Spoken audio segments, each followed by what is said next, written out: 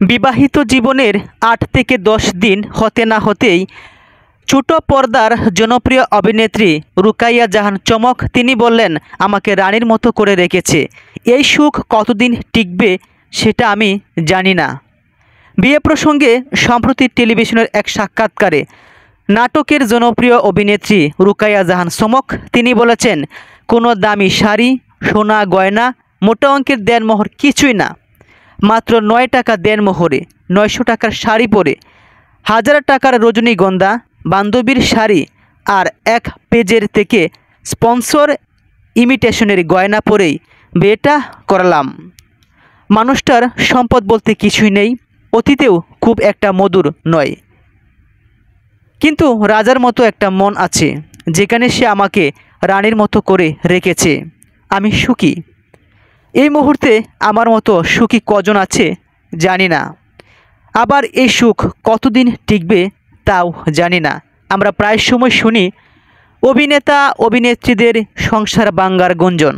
সেই গুঞ্জনে তালিকাভুক্ত হয়েছেন সমালোচিত নায়িকা পরীমণি, সমালোচিত নায়ক শাকিব খান এবং অপবিশ্বাস, শবনম বুবলী, প্রভা, মিথিলা, তাহসান। তাই অভিনেত্রী এই সুখ কয়দিন টিকবে সেটা নিয়ে সংকোচ বোধ করছেন। বক্তারা বলছেন, চিন্তা করবেন না, আপনি কারো লোভে পড়ে প্রেমে পড়েননি, বিয়ে করেননি। আপনি ইসলামিক নিয়ম মেনে মাত্র ৯ টাকা দেনমোহরেই বিয়ে করেছেন। অভিনেত্রী চমক যাকে বিয়ে করেছেন সেই মানুষটাকে নিয়ে কয়েকদিন পূর্বেও অনেকেই বলেছিল এই মানুষটার প্রচণ্ড দনকুব কিংবা অসম্ভব ক্ষমতাশীল, খারাপ বা চরিত্রহীন। অথচ রুকাইয়া জাহান চমক তাকে জীবনসঙ্গী হিসেবে পেয়ে তিনি বলেছেন, এই মানুষটা এর একটাও না। টাকা পয়সা ক্ষমতা বরংস আমারই বোধ একটু বেশি। জন্ম মৃত্যু বিয়ে নাকি পূর্ব নির্ধারিত ভাগ্য। তাহলে বিয়ে বিষয়টি নিয়ে কেন আমরা এত আলোচনা এবং সমালোচনা করি? বিধাতা আমার বিয়েটা এই মানুষটার সাথেই লিখে রেখেছিল। এখন নিশ্চয়ই বলবেন, তাহলে কেন তাকে বিয়ে করলাম? এই ব্যাখ্যাও দিয়েছেন এই নায়িকা। প্রথমত এই অভিনেত্রী তিনি বলেছিলাম বিয়েটা পূর্ব নির্ধারিত ভাগ্য।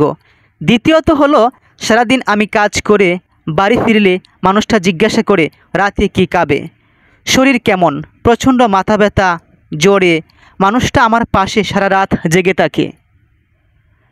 এজন্যই হয়তো তার স্বামীর মায়ায় এবং মুগ্ধ এই অভিনেত্রী তিনি বলেছেন, এই সুখটা যেন মৃত্যুর পূর্ব পর্যন্ত থাকে।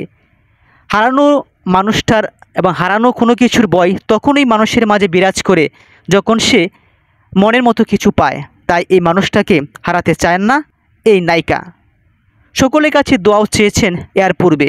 অনেকে বলেছেন, আপনি ৯ টাকা দেনমোহর দিয়ে খুব ভালো কাজ করেছেন। যেখানে বিয়ের দেনমোহর অনেক মানুষ সেটা বাণিজ্য হিসেবে ব্যবহার করে। যেমন, যদি কোনো কারণে মেয়েটা ডিভোর্স হয়ে যায়, ৯ লক্ষ ১০ লক্ষ ১২ লক্ষ টাকা পাবো, কিন্তু এই অভিনেত্রীর এমন কোনো লোভ তাকে স্পর্শ করতে পারেননি।